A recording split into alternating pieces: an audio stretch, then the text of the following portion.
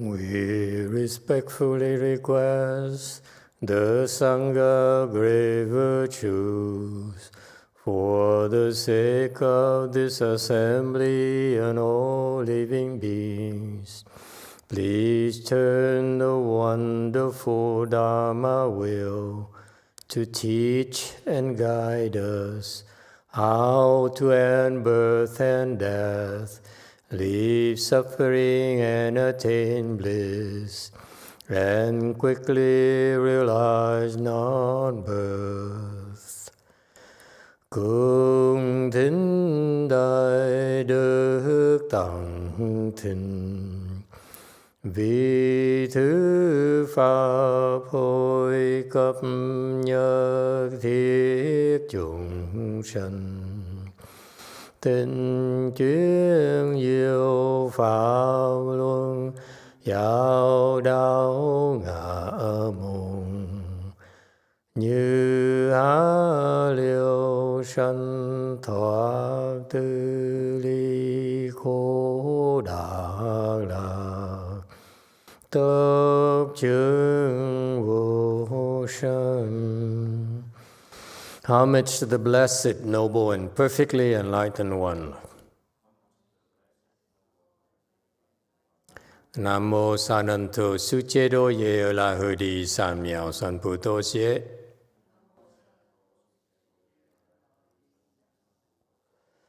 Nam mô Ta Tak Tha To Ya Da Ya La Ha De Tam Miệu Tam Bồ Đà Toa.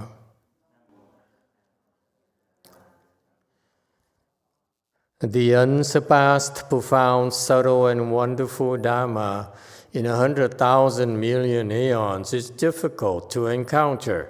Now that I am able to see and hear, I will receive and maintain it. I vow to fathom the thus come one's true and actual principles. Wu shang sheng sheng wei miao fa bai qian wan jian an zao yu wo jin jian wen de shou chi yuan jie ru lai zhe shi yi. O Buddhas and Bodhisattvas, Great Master Qingliang, Great Master YongHua, all good monks and nuns, and all good knowing advisors of Emitofuo. 诸佛菩萨、精良大士、师父上人、各位出家人、各位善知识、弥陀佛。Chư Phật Bồ Tát, kính thưa Thanh Lương Đại sư Hòa thượng Tiên Hóa, quý thầy cô và các vị thiện tri thức A Di Đà Phật. Hello everyone. Today is in the United States, the 19th of May 2023.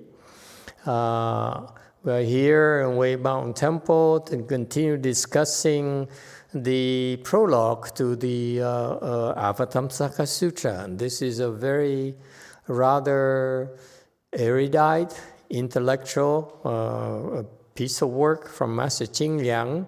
And I'm amazed at how profound, how erudite Master Qingliang's work is. And so is Master YongHua's knowledge. His explanation on this prologue was made in Chinese a long, long time ago, like decades ago. And now this is actually the first time it's explained in English, from what I know. So thank you for the opportunity to be here with you. And thank you all for coming to join us. Actually, I've been away for a couple of weeks. I'm glad to be back. And it's nice to see you. I don't know, I'm getting emotional, I guess. Okay, we are on slide 335, talking about the Buddha's teaching. We're talking about how the teaching should be one or united, should not be differentiated. It says one sound is a perfect sound. The text here says, each obtain one meaning of the perfect sound, yet both make up the root of the teaching. the undividedness of its intent. 各得原因一义，然并为教本不分之意耳。So it says here, again, this is very erudite, it's very intellectual stuff. So it's great to be able to be exposed to it. And don't worry if you don't try to understand too much. Okay, let it sink in naturally, whatever it can. Don't worry, you listen to it. It's in your consciousness eventually down the road, or however long it is. Could be tomorrow, could be next lifetime, could be 20 more lifetimes, could be 1 million more lifetimes. So it's there. Its Vajra seats are there. So don't worry, just listen, okay? Whether you understand or not right now, doesn't matter. You have questions, feel free, okay, to ask. But we're doing now, all of us are doing is planting the seeds of the big enlightenment, the biggest wisdom in the universe is right here, contained in the Avatamsaka Sutra. Okay?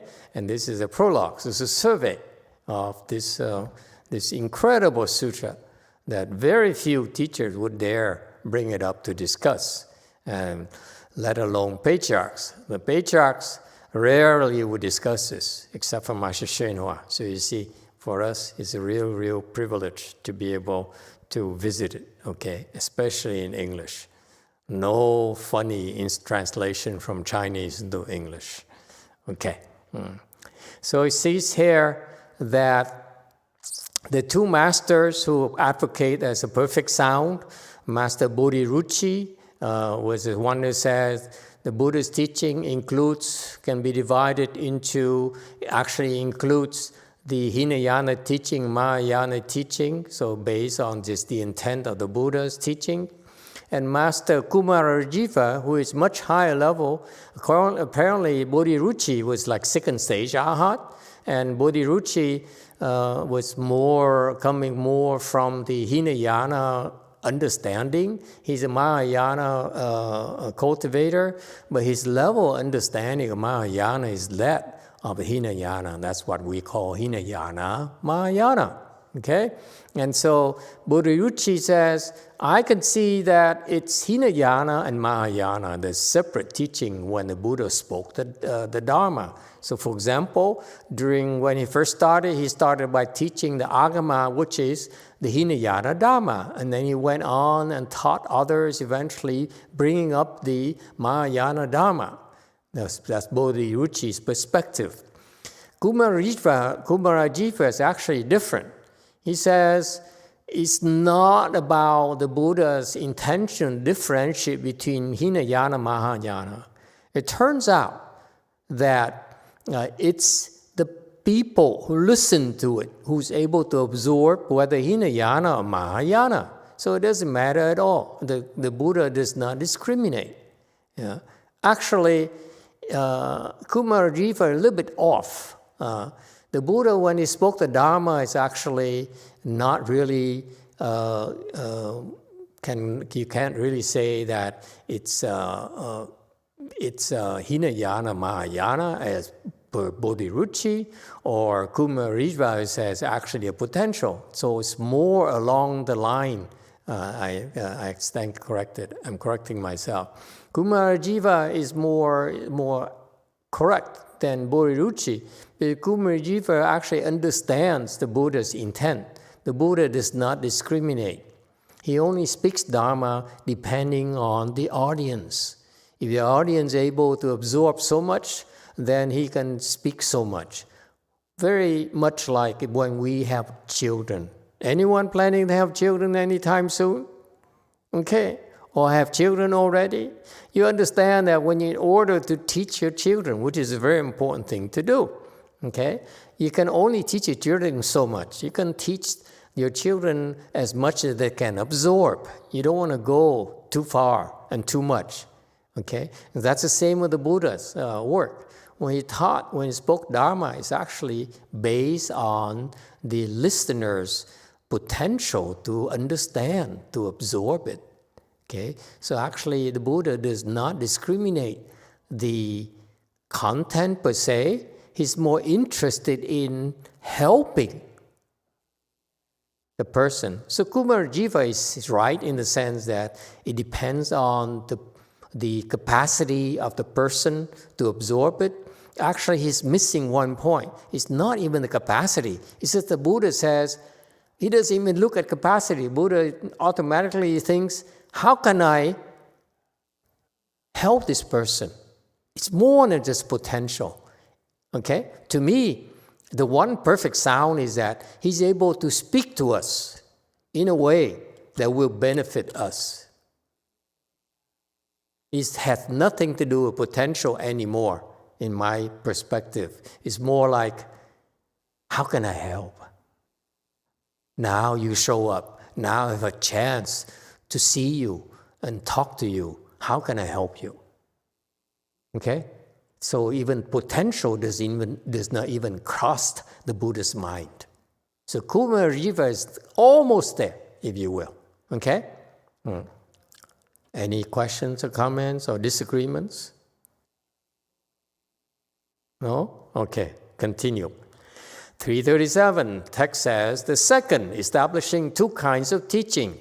This itself has four representatives. One, Tripitaka master Dharma Kashema of Western Qin, who established the half and whole teaching.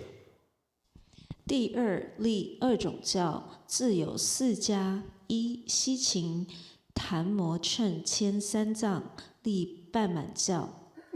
Okay, so again, the other option is that it's actually, even though it's one word, but the objective has two kinds of teachings. And there are four different trains of thoughts. One is Tripitaka Master Dharma Kashema of Western Qin. Okay, you remember, Tripitaka Master is a very special term. It's not honorific. Actually, it's recognition from the experts that Master Dharma Kashema of the Western Qin is actually very knowledgeable about the Buddhist teaching in three baskets. Tripitaka means three baskets. A basket of Vinaya, okay, which teaches about the rules and regulations, rules of morality, okay, in Buddhism. Those are incredibly ingenious. I love it.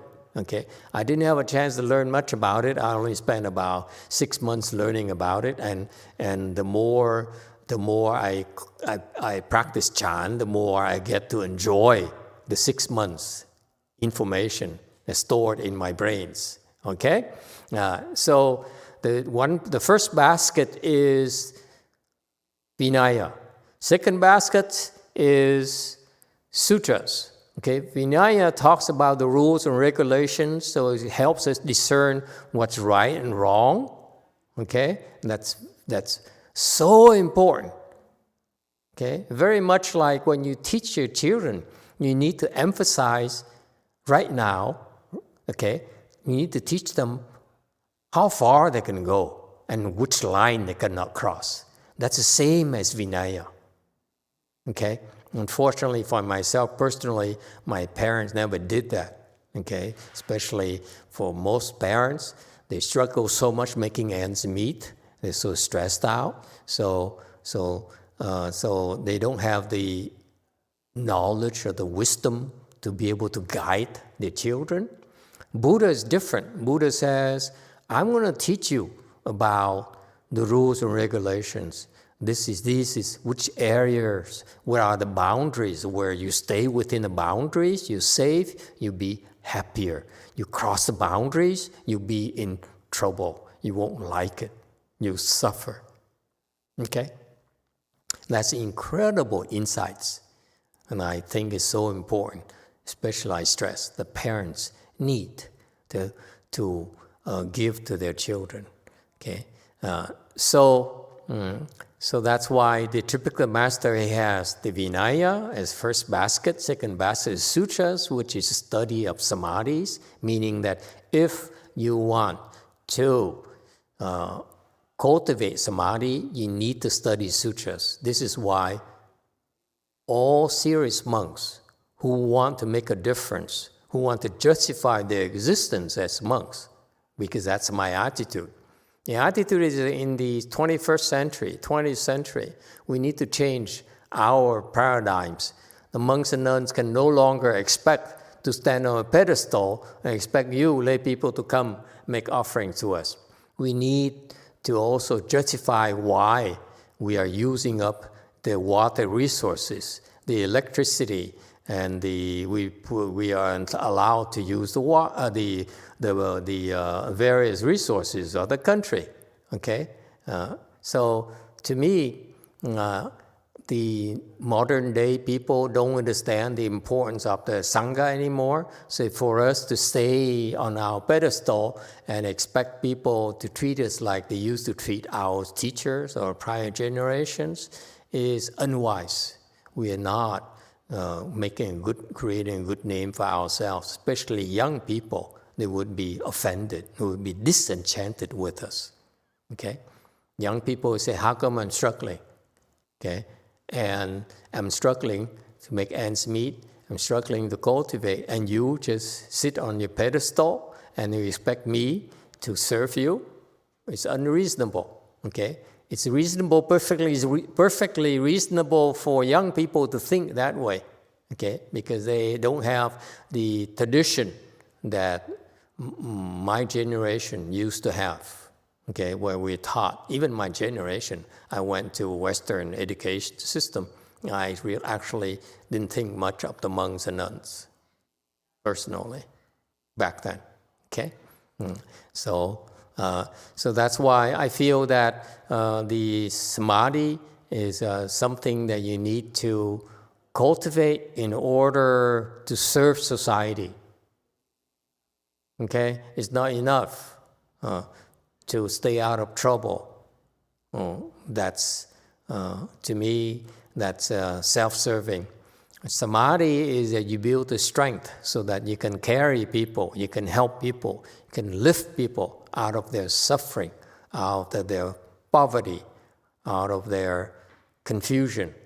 You carry them on your back.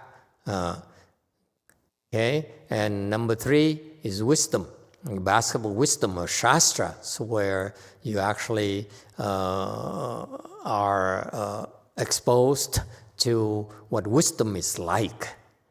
Why do we have wisdom? Someone asked me a similar question recently. I said, what is cultivation? Is cultivation not getting afflicted? I said, yes. Is that all? I said, when you don't get afflicted, that's a state of wisdom. When you're in wisdom, then whatever you do is very, very beneficial to society, to others, including yourself. When you don't have wisdom, when your mind is confused, everything you do ends up being undesirable for yourself and for others. So that's why wisdom is the end point. Okay? And it manifests itself as you not getting afflicted. So even though you are enlightened, okay, you have to work harder yourself to recognize your afflictions and get rid of your afflictions. After you become enlightened, you do a lot of house cleaning so that you recognize your afflictions quicker and you clean up after your own afflictions so that you no longer get afflicted. If you are not afflicted, everything you do is nice, is beneficial, will make you happy, will make everyone around you happy. Okay? Happiness starts first with you internally. You must be happy yourself. And then it spreads to your family and to your friends and to your co-workers, to society in general. Okay? So those are the three baskets that Buddhism is about. And this master here, he understands the meaning of the Tripitaka. Very few masters understand it. For example, Master YongHua is no example of Tripitaka master. He's very knowledgeable. Okay? You know, funny thing about Master YongHua, he has an 8th grade education system in China. So he never really finished high school, never went to college, and yet his wisdom is incredible. He understands the Tripitaka, which is the ultimate knowledge. How so? Anyone knows?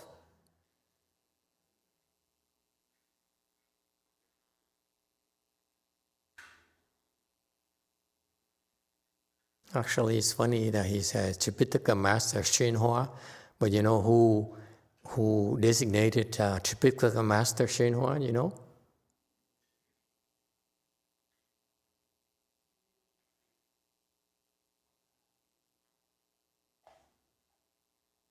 Yes, Diego. Thank you, Master. Maybe Master Xi Jin? Xu Yun? Maybe, okay. But Xu Yun couldn't quite recognize Master YongHua. Xu Yun, would I call Xu Yun a Tripitaka master? Probably not. So if Xu Yun is not Tripitaka master, then he is not able to certify Master YongHua as a Tripitaka master, unfortunately.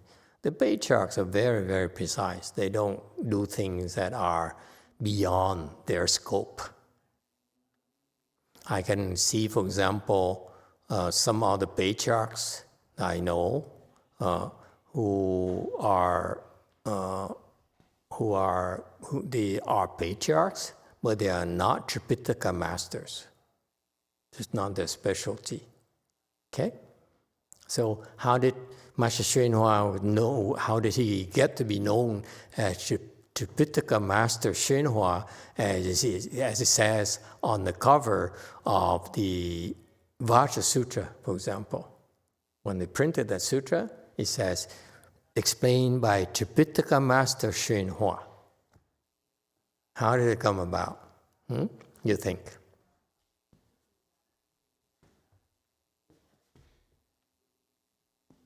Anyone?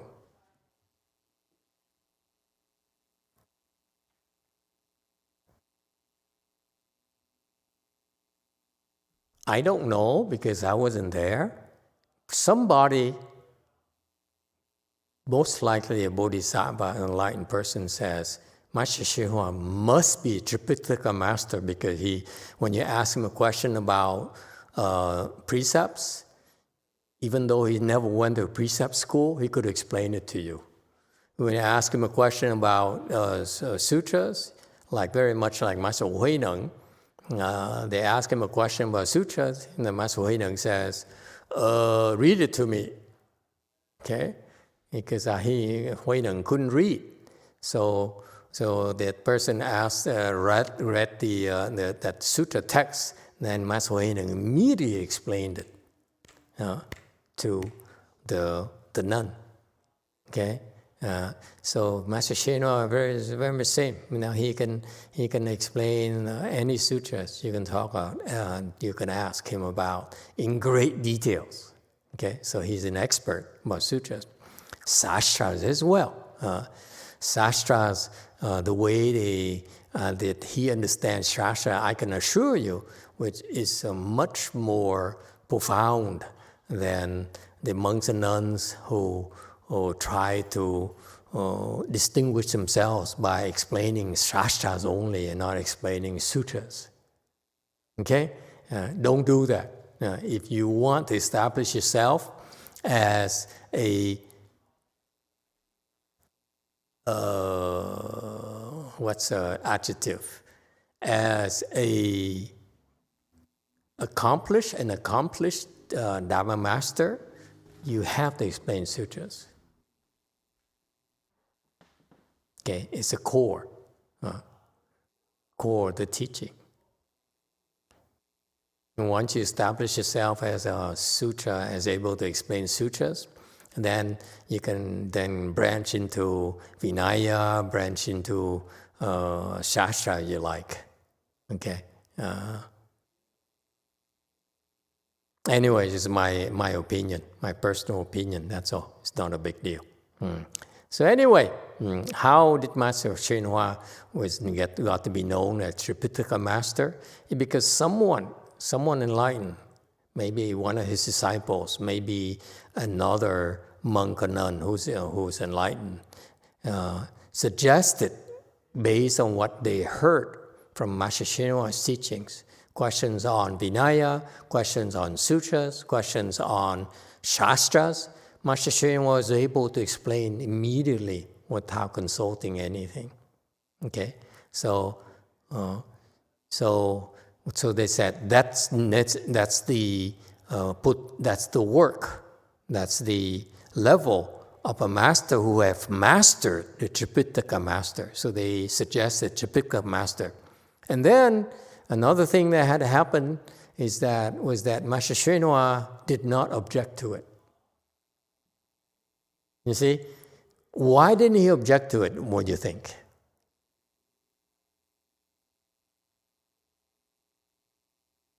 Shouldn't you have said, no, really, I'm not a Tripitaka master?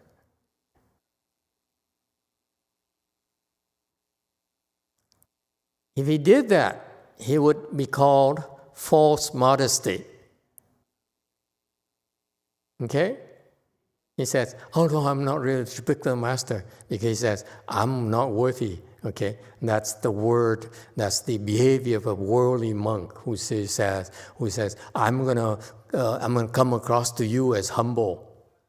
Okay? Master YongHua is way beyond that. He doesn't have to appear humble to you. Okay? So he won't say it, because at that point in time, when someone says, you're a Tripitaka master, Master YongHua says, no, I'm not.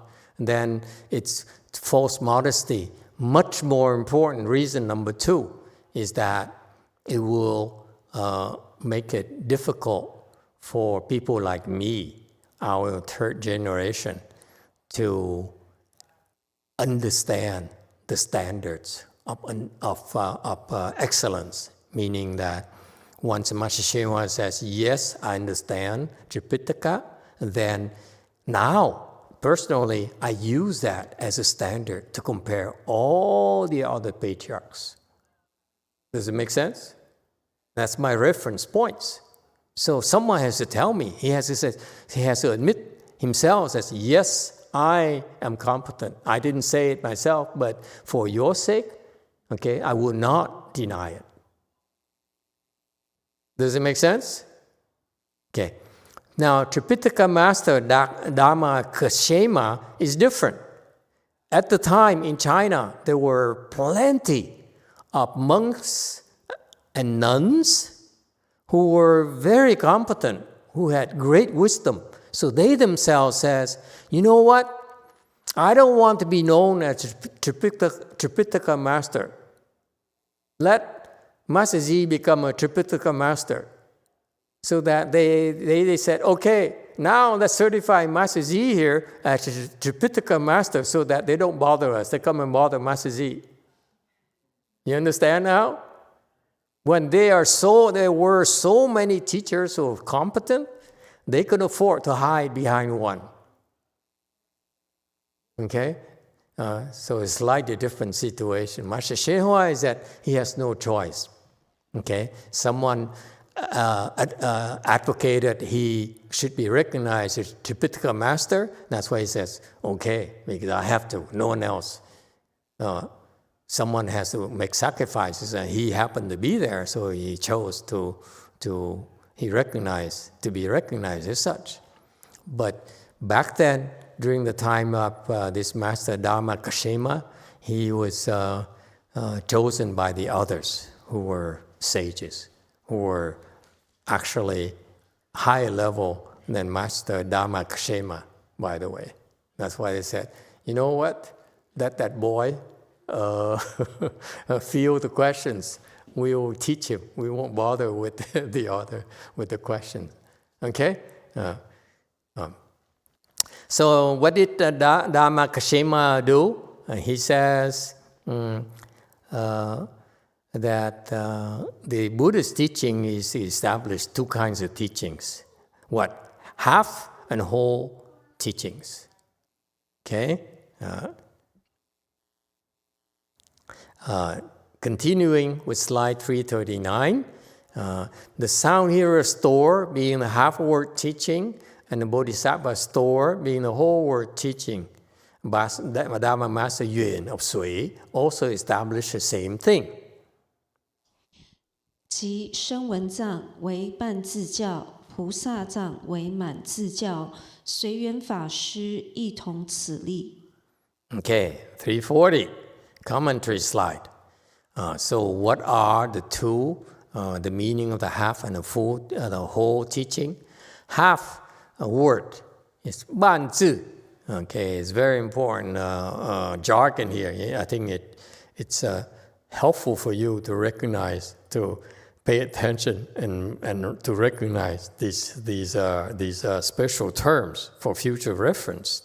Half word is what it says. Half word is for the Hinayana, meaning that you only give them half of the portion. Very much like when you feed children. You go to the restaurant, you order the regular meal, like a McDonald's meal.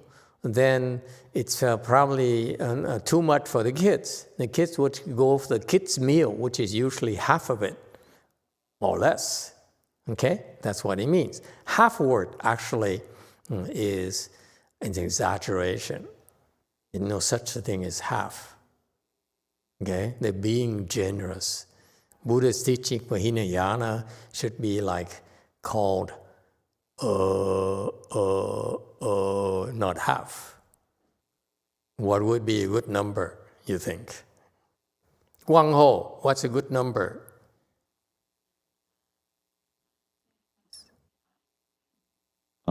Good number? I think that 0 is good number. 0, oh my God. What? 0, Master. What? 0? Yeah. Yes, sir. No, that's too insulting.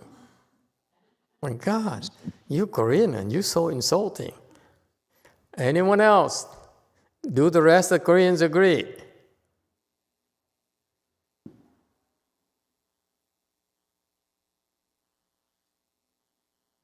The other Korean said, let YongHua swim.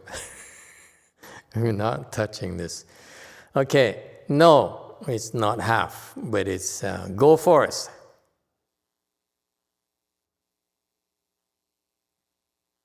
A lucky number is 7. Number 7? 1/7? I like that. Why 7?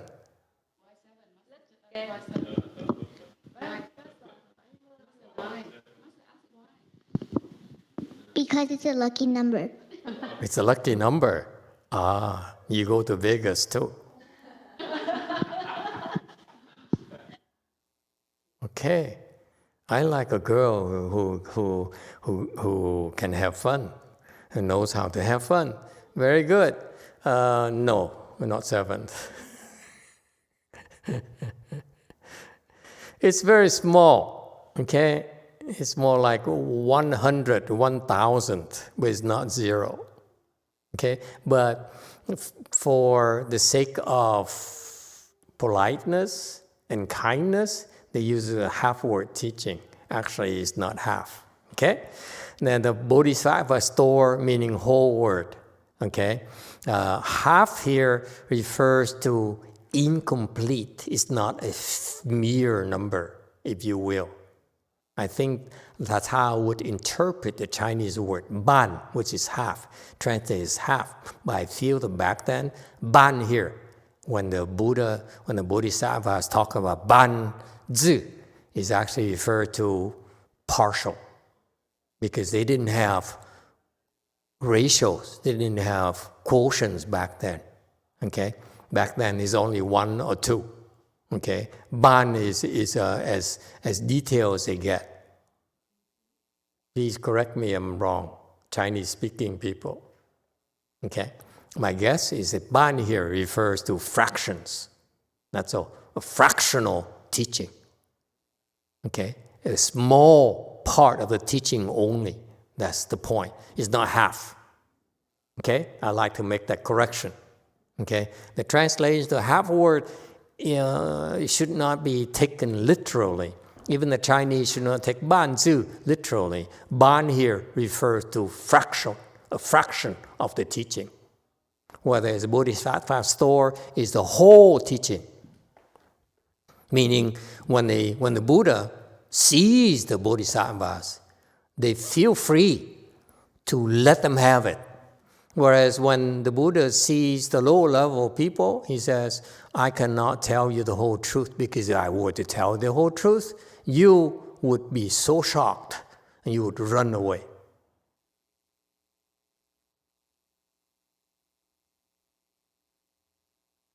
That's the truth. That's the constraints we have.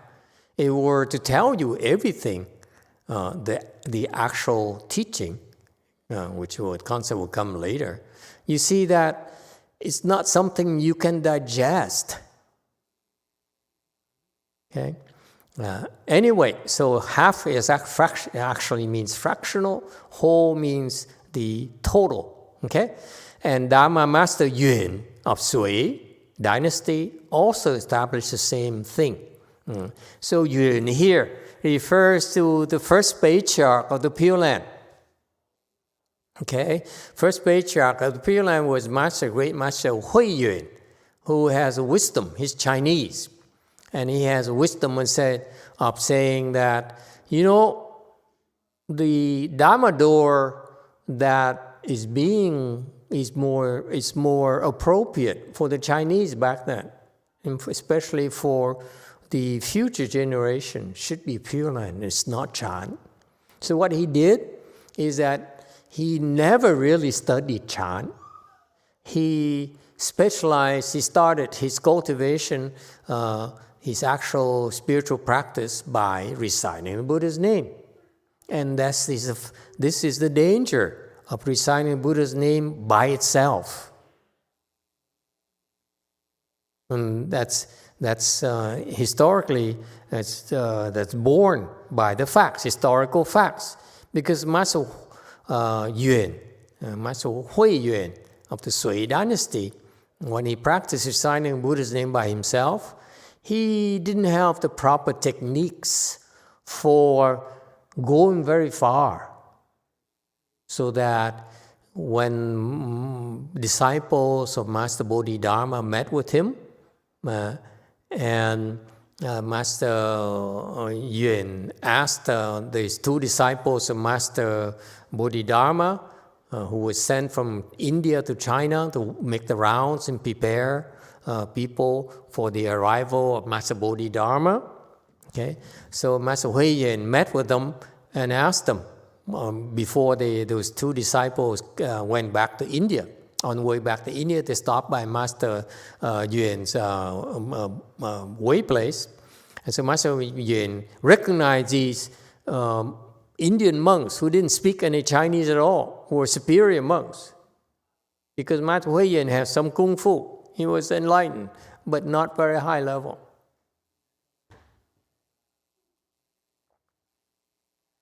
I feel. And so Master Hui Yuan says, why do you have to practice chant? Okay, so for him to ask those two Indian monks who didn't speak Chinese at all, okay, didn't speak much Chinese, for him to ask that question is pretty extraordinary. He recognized those Indian monks who were superior monks, and he says, and he felt that he need to challenge them to establish a Pure Land school. Okay?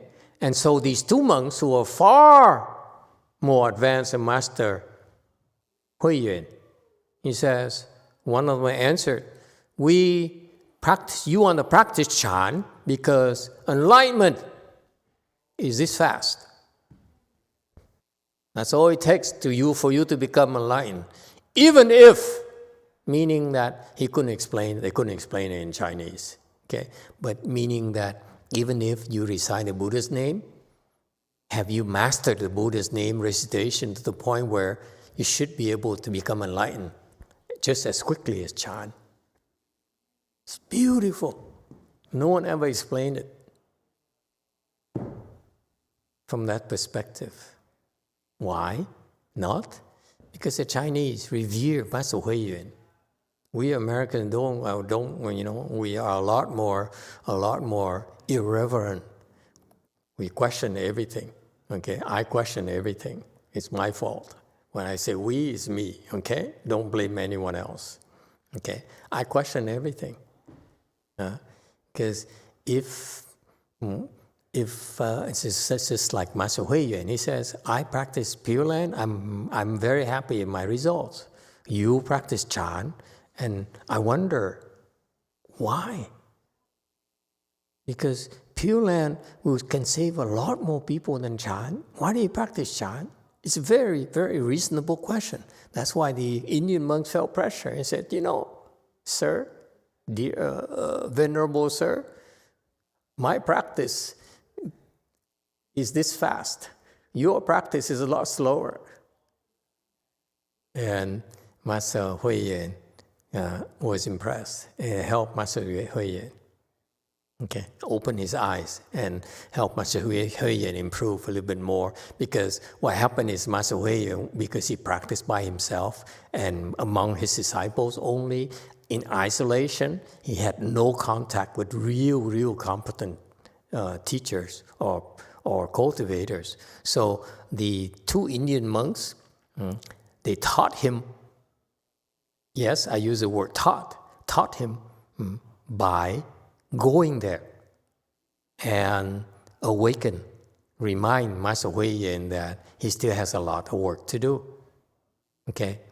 Unfortunately, in my commentary is that, unfortunately, Master Huiyuan failed to take advantage of those two Indian monks. If I were him, I would have bowed down and said, I don't know this technology of enlightenment this fast. Will you stay here, be my guest, and teach us? That's what I would have done. Okay? Agree, disagree? If we have such Indian masters or Chinese masters or Sri Lankan masters who are like that, I would ask them to stay at Wei Mountain Temple and then invite them to go to Korea as well.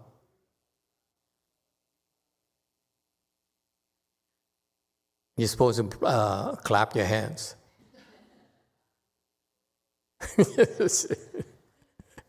Why? Because it's meant to be shared. That knowledge is for mankind, for all living beings. It's not just meant for me alone, for Wei Mountain alone. It's for DTT, for Gold Forest, it's for Jewel Conch, it's for JMT, for the future branch in Europe, Western Europe. I'm not interested in Eastern Europe yet, okay? Because I find that Western Europe food is much more interesting. All right? Does it make sense? Okay. Yeah. The purpose of your spiritual practice is to help yourself, but you need to bring yourself to a much higher level in order to help more. Okay? Don't be happy with so little, like Master Yuan of Sui Dynasty. So because of that, Master Yuan of the Sui Dynasty, also of the concept of half word and the whole word. But to me, Master Yuan blew it.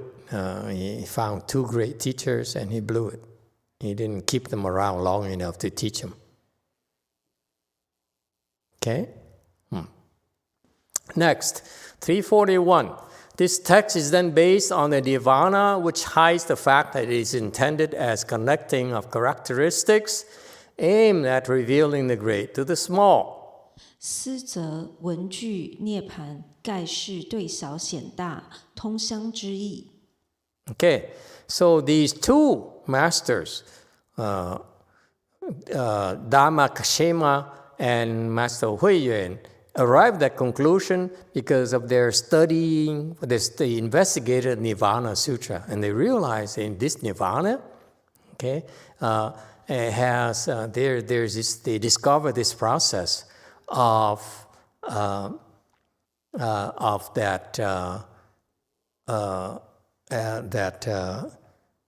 when the Buddha explained the Nirvana Sutra, it's in order to, before he left, to convince the Hinayana believers, okay, devotees, to switch to Mahayana.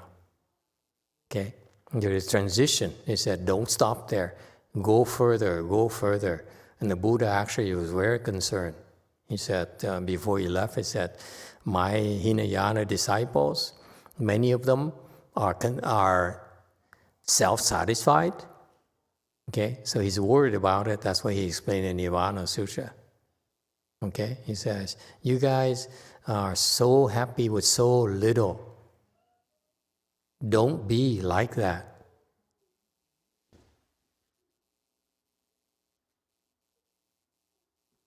All right? 343. It does not yet within the great reveal the existence of provisional and actual, yet it also includes half and whole.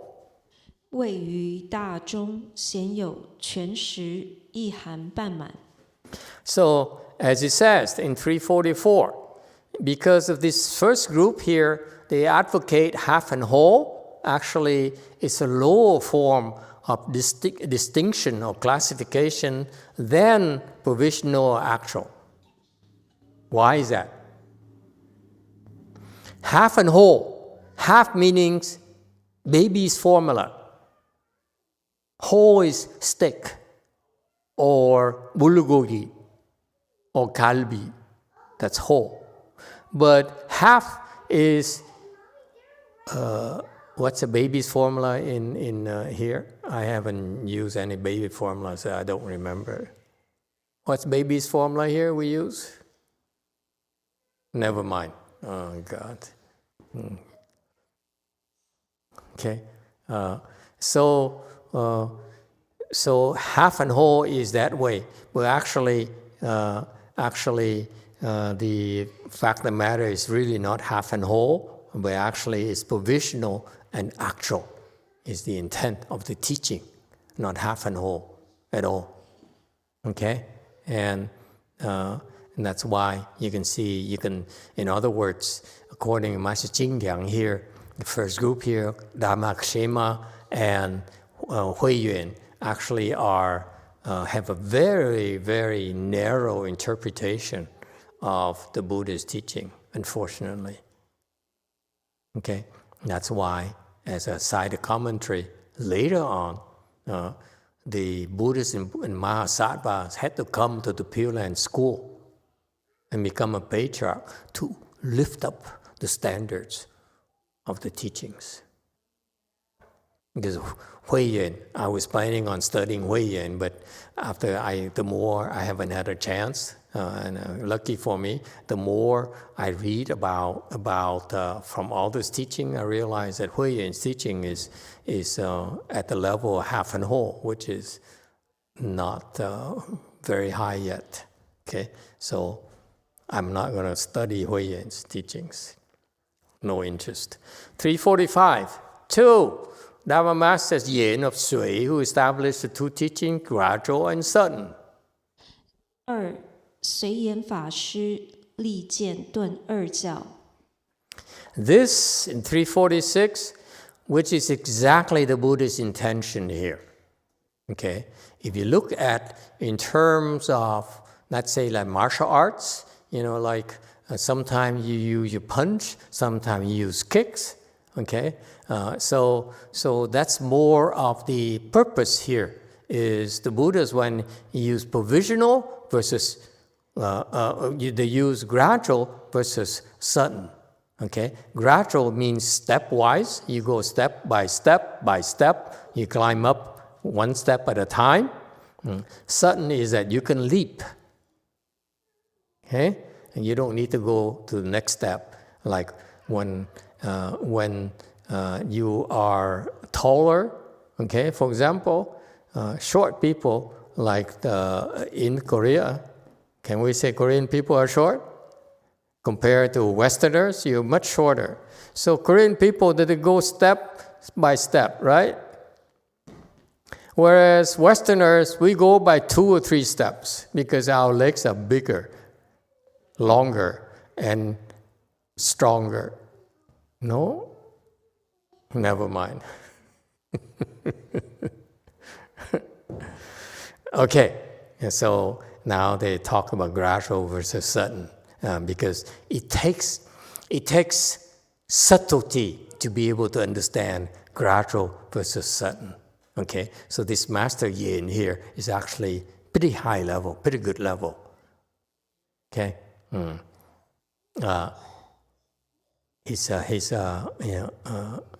I would, if I had time, I would rather study Master Yin instead of Master Hui Yin. Okay? 347. That is for those who are potentials of gradual enlightenment, the great arises due to the small. And what is established includes all 3 vehicles, therefore is called gradual. 谓曰：见物机，大有小起，所摄具有3圣，故名为见。 Okay. 348. It says, when you talk about gradual, it's because these people are able to become enlightened gradually. It takes time. That's what it means. It takes time for them to become enlightened. Okay, because they need to climb the steps, 1 step at a time. So it takes time.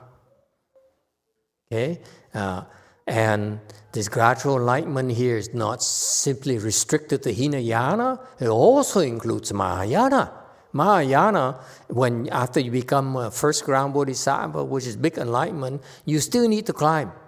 So if you have the potential, you can go gradually. You can climb step by step until you get from first ground to second ground and so forth.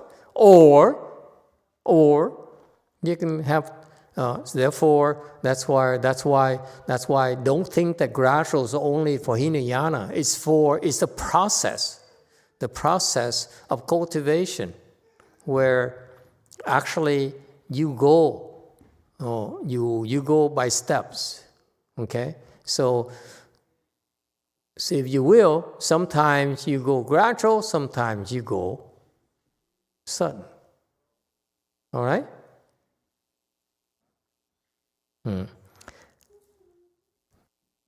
The all 3 vehicles refer to the sound hearer, the conditionally enlightened, and the bodhisattva. Those are 3 vehicles. You should know that. It's some jargon. Okay, meaning that the sound hearers, meaning the arhats, need to cultivate gradually. Okay, conditioned enlightened also need to cultivate gradually. So do the bodhisattva vehicles. They need to cultivate gradually as well. Okay, next, 349. For those who are potentials for the sudden, it goes directly to the great, not due to the small, so it is called sudden. 若曰钝机，直往于大，不由于小，名之为钝。 Okay, this is why I disagree with Master Jingyang a little bit. Because of the way he dissects and classifies this, he falls into this mistake of trying to classify them instead of generating the overview of the Buddhas. Okay, he says that for the sudden. Okay, the people who are able to experience sudden improvement, sudden enlightenment, it goes from small to great right away. It doesn't go through small, and that's called sudden. It's not quite true. Okay, I would not explain sudden that way at all. So this is where I personally disagree with Master Jingyang. Okay. I don't have his erudition, but in terms of his classifying the sudden here, tells me that he's not a specialist in chant. He's more erudite. Okay? So they stuck on words and concepts instead of understanding what really happens in gradual versus sudden. They don't understand that the essence of gradual versus sudden. Okay? Anyway, yes, go first. Hello, Master. I just want to comment that this explanation is from the Yan Fa Shi, right? Not the Master Qing Liang. No, Master Qing Liang. Oh, the way I read it, I think I saw that it's saying this is how, because the text says different masters have different take, and then before it was, the other master, now it's the... Oh, no, you're right. It's from Master Yen. Yeah, you're right. It's not Qing Liang. Okay, I take it back. You're right. It's my bad. It's Master Yen who says it's his distinction between small, gradual, and sudden is not quite there yet. It's not Qing Liang. You're right. Thank you very much for pointing it out to me, Chinese person. God. Aren't you glad there's some Chinese who would dare correct me? God, must be America. You embarrass your own Dharma master in front of everyone.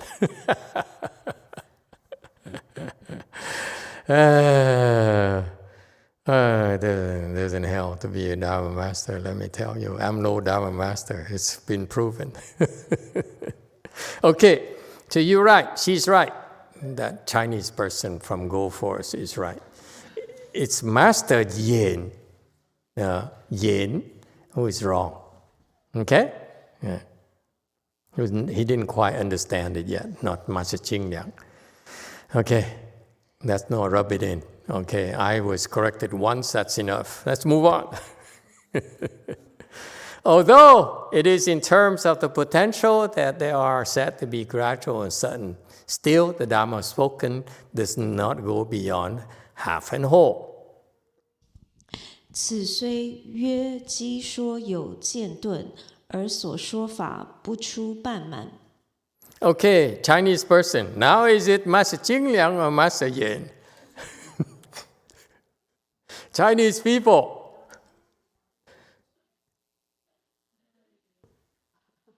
Now they think it's so easy for them to wait until I open my big mouth and speak and then disagree with me. I learn very fast. I said, you speak, open your big mouth first.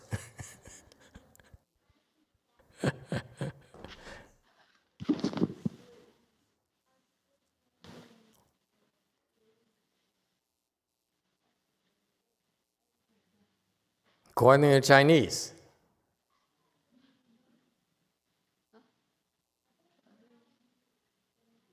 Is this Master Yen or Master Qing Liang? Sorry, Master, it's hard to do this from I just got like 2 seconds of the slides, so I have to look up the slides and see. It's like... It's not clear, right?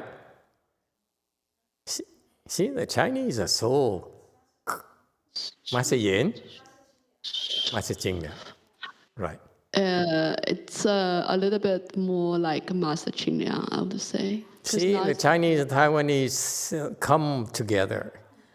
Isn't that nice? Okay, yay. Maybe Taiwan should invade China. No, the reason is that now it's talking about the 2 different masters' explanation, synthesizing them, so it sounds like it's Master Qing Liang. Yeah. So the previous is Master Yen's standpoint, but Master Qing Liang's commentary is that yes, for him it's gradual and sudden, but actually the Dharma, in terms of potential for him, in terms of the cultivators, is gradual and sudden, but actually the Dharma spoken does not go beyond half and whole. Okay? He's not wrong, okay? But it's stuck on the erudition part. Okay? I would not even do this. I would just strike this. There's no need for this. Okay? What he's doing, he says, there are 4 different approaches, different groups who advocate certain things. Just list them out. Don't try to integrate them. Don't try to justify them. There's no need for it. Okay? Because if you justify, then you make the masses look bad. And then you expose yourself to people with big mouths like me who would say, nah. The Dharma spoken is not half a whole, okay? It's just Dharma. There's to distinguish half and whole. The Chinese are stuck on that, okay? If you ask me. Anyway, 353. The third group, Dharma Master Yin of the early Tang, who also established 2 teachings. 3. 唐初印法师义立2教。 Okay, so there are 2 teachings. Then third group of people who advocated 2 teachings, half and whole or gradual or sudden. There's a third group who says, who also has 2 teachings, which says 355. 1, the circuitous teaching, that is the sutras of Shakyamuni, because they follow the nature of potentials and according to a plan, break attachments, such as nirvana and so forth. 1. 曲曲教为世且经以逐机性随即破着，故如涅槃等。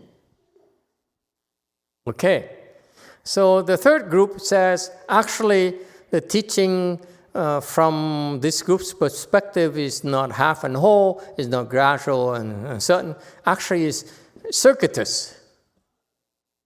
Circuitous.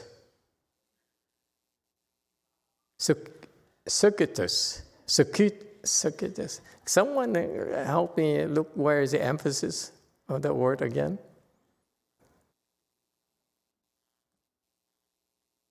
You foreigners don't care, but the American, the English-speaking specialists would laugh at us and say, we get offended when you use the word, the English words wrong. They say, no, you can't talk like that.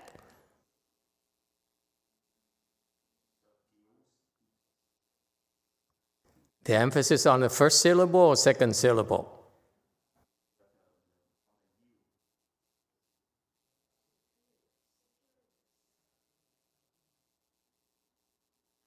Circuitous. Huh? Circuit. Circuitous.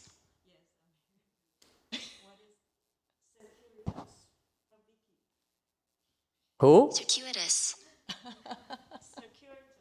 Why don't you use the dictionary, the Google thing that has make sounds?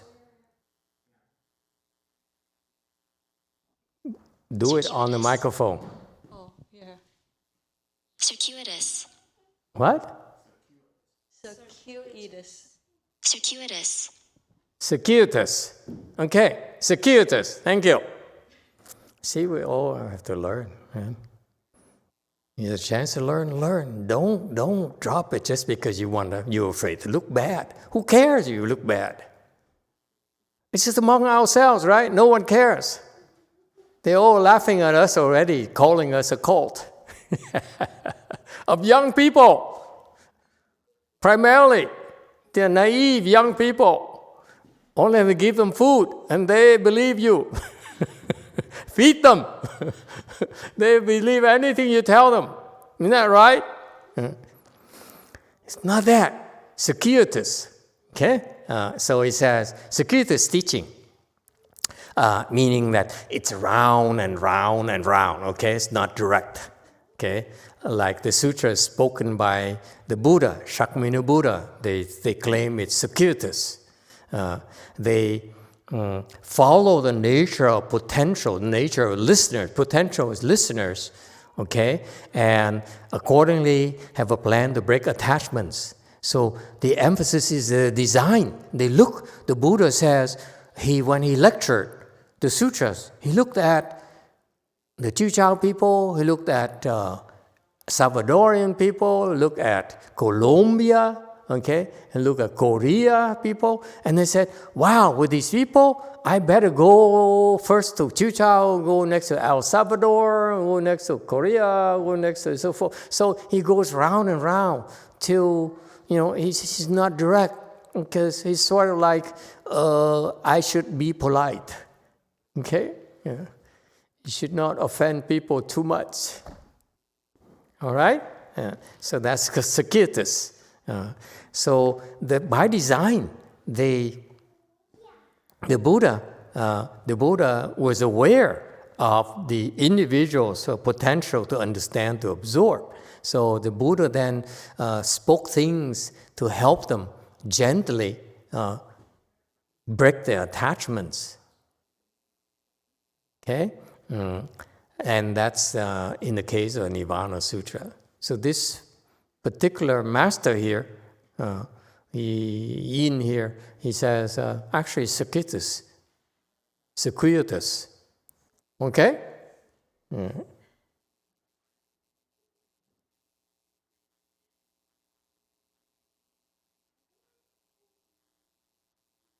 .357. So that was this group here. The first one is circuitous, and number two, and the two Dharma is the level road teaching.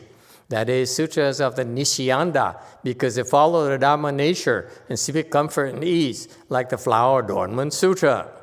2. 贫道教为摄那经以主法性自在说故，如华严经。 Okay, 358. I'm amazed you're still awake.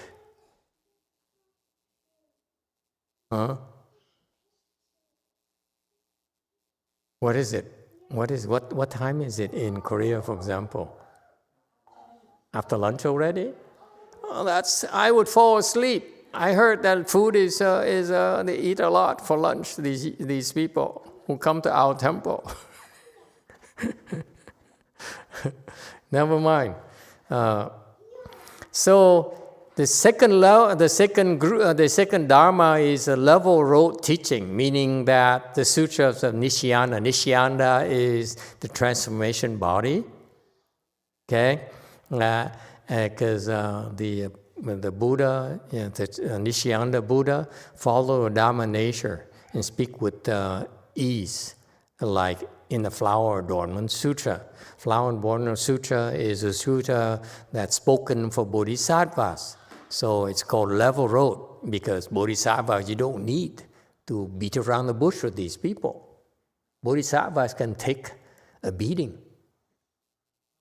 That's the difference between enlightened people and not enlightened people. Before you reach enlightenment, there's not a whole lot we can do with you. Why not? Because if we tell you the level road teaching, you run away. You can't absorb it.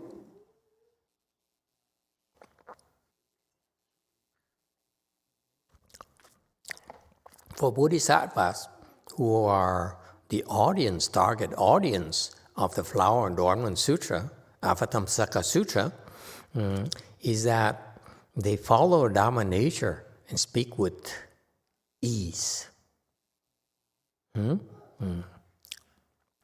It's not really comfort. Zuzai is not comfort. It's just with ease. Okay, but it's okay. Yeah. These people. Just think about it. Why would a Buddha speak in comfort? You want comfort. Buddha is not seeking comfort. When you say, I speak in comfort, means that comfort does something for me. Okay? That's why I'm doing in comfort. Yes, the question here? 2. Thank you, Master. When we recite the chapter 40 of the Avatamsaka Sutra on Mondays and Wednesdays, one of those is that we accord with living beings, I think is one of those. It's similar to the one that says, follow the Dharma nature according with living beings. No, it's different. This is a little bit beyond you. They follow Dharma nature, meaning that 随法性. So 随法性 here is 法性 here refers to a Dharma nature, refers to enlightened substance. Okay, of enlightened listeners. So they don't address the intellect anymore. Like you right now, when I talk to you, I need to address your intellect for you to absorb it. Okay? Whereas the bodhisattvas, you don't need to worry about their intellect, their understanding. Okay?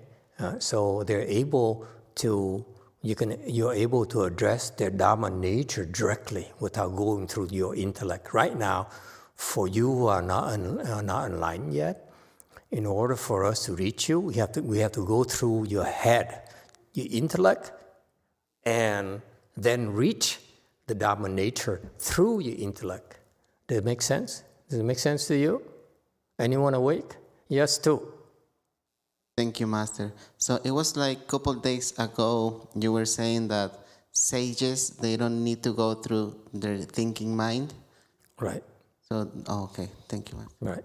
So that's why when you're not a sage, it's not possible to help you unless we go through your intellect.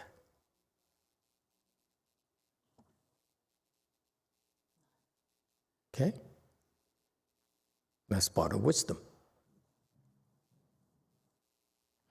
And Flower Adornment Sutra, because the target audience is bodhisattvas, and therefore you only can be blunt with them and speak about things like the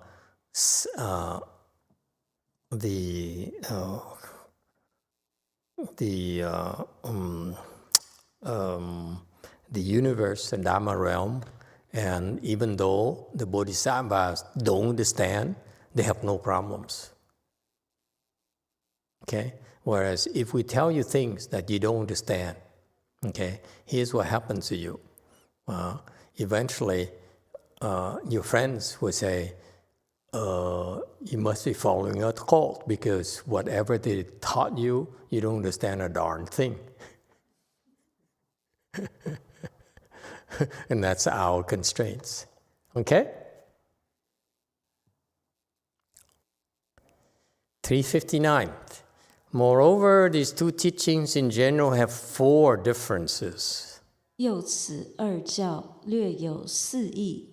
Okay, so when they establish 360, when they establish 2 teachings, circuitous and level road teaching, there are actually 4 differences. You see how detailed Master Jing Liang is. 361. 1 difference is of host. That is because there is a difference between a transformation body, Shakyamuni Buddha, and 10 bodies are Nishyanda Buddha. Nishyanda. 一主义为释迦化身与卢舍那实身异故。 Okay, so the first distinction is the difference of hosts, meaning the person who speaks the Dharma.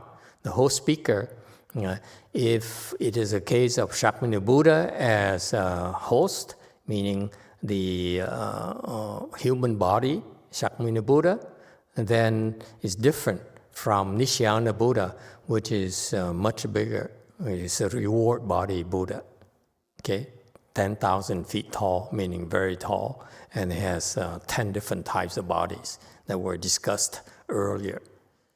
You remember what they are? I don't. It's okay. You can look it up from a dictionary. It's no big deal. Okay? It's the Buddha. He has 10 bodies or 20 bodies, so good for him. 363. 2, differences of place, because there is a difference between a wooden tree and grass seat in the Saha realm, and the jewel trees, a precious throne, and so forth in the flower treasury realm. 2. 处意为娑婆界木树草座与华藏界中宝树宝座等义故。 Okay. Why, you are all so respectful.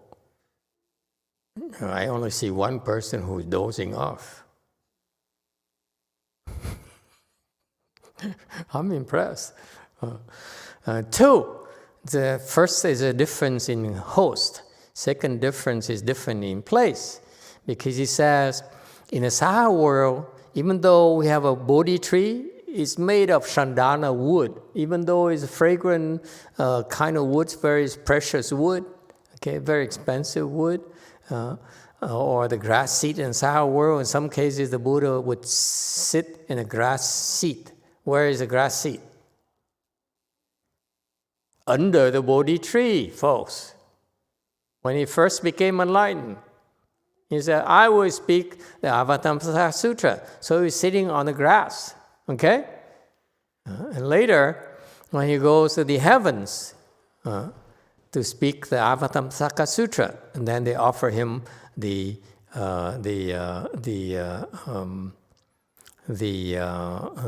fancier seats that made of wood, and so forth. Okay, that's in Saha world. However, when Nishyananda Buddha, the reward body Buddha, was speaking the Avatamsaka Sutra, he was actually sitting on the precious throne, and the trees were jewel. The trees didn't have barks. It didn't have things. The jewel trees are actually the trees made of gems. Don't ask me, do they grow bigger? My answer, if you ask me, is yes, I hope so. Because if relics grow bigger, I'm told that some relics of you have got relics that grow bigger, why shouldn't jewel trees? Huh?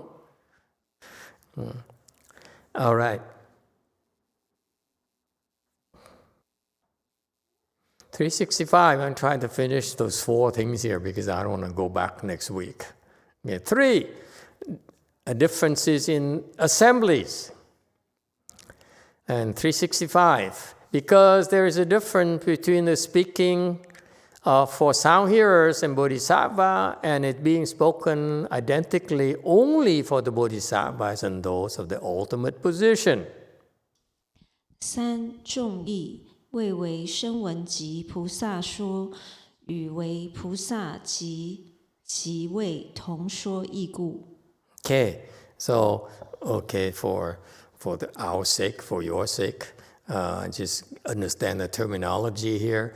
There's a difference in the assemblies. I mean, the people who were the target audience. Assemblies, meaning both the sound hearers and the bodhisattvas. Okay, like in the Pure Land. In the Pure Land, when Amitabha Buddha spoke the Dharma, it's for both sound hearers and bodhisattvas.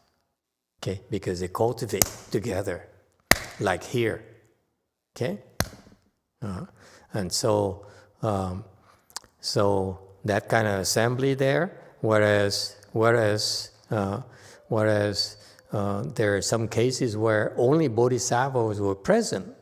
Okay, not only the differentiate between bodhisattvas and sound hearers, or the bodhisattvas and ultimate position being 10th ground bodhisattvas. There aren't that many. Okay. But anyway, so the teaching here is for low level or high level. 367. 4 differences of speaking, because there is a difference between the speaking confined to a location and the speaking that extends throughout the 10 directions. 4. 说义，为局处之说，与该通十方之说异故。 Okay, very good. So the final and fourth distinction for the 2 teachings are, in the third group, is differences of speaking, because meaning the location, the place where it's spoken, the method of speaking, okay? Meaning that if the speaking is only confined to one world, the Saha world, as versus the teaching that is for the entire universe, is different, okay? Why is it different? For example, in the Saha world, we learn about suffering, the Four Noble Truths. Whereas in a different world, the Buddha didn't teach about Noble Truth. Okay? For example, in the Amitabha Buddha's Pure Land, would the Buddha teach the Four Noble Truths? The Four Noble Truths of suffering, accumulation, extinction, and the way. The problem with Noble Truth in the Pure Land, Amitabha Buddha's Pure Land, is that it doesn't apply. Why not? Because in the Amitabha Buddha's Pure Land, is there suffering? No. Not at all. So, in Amitabha Buddha's Pure Land, there's no need to teach about suffering. They probably teach about happiness. You be happy, very happy, happier than here. I assure you. Yeah, okay? And because of that, this happiness accumulates. So the Four Noble Truths in the Pure Land is different. He talks about, I know how happy you are. And you know what?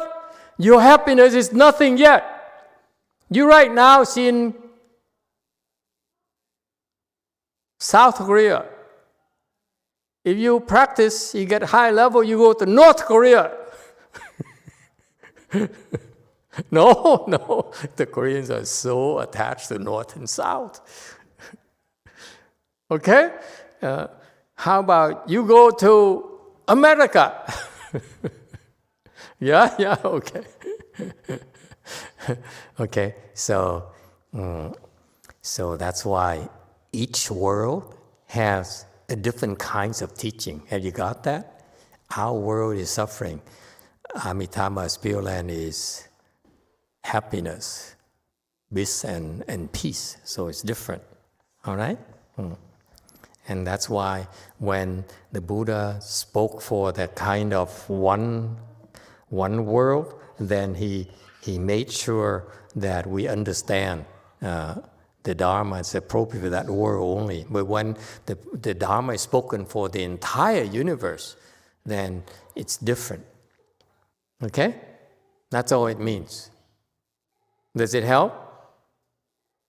So these people are very detailed. So these 369, these are determinations based upon the manner of transforming. 此曰化仪以判. It means here in the commentary in slide 370, meaning that all the distinctions are based on how to transform the listeners, whether it's enlightened people or unenlightened people or high level versus low level. It's the same thing, okay? It's all about how to help and transform these the listeners. Is time up, or can we continue?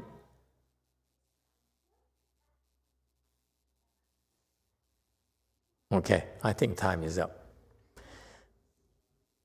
No, that's clock is 3 minutes late, 2.5 minutes late. I always check. Every time I come, I say, 1:59 is about 2 minutes late. Okay, I only have 1 minute left. I don't have enough time to go into the next slide. So we stop here tonight.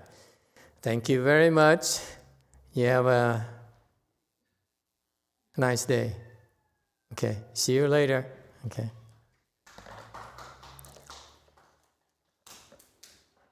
So we do the rebirth transference.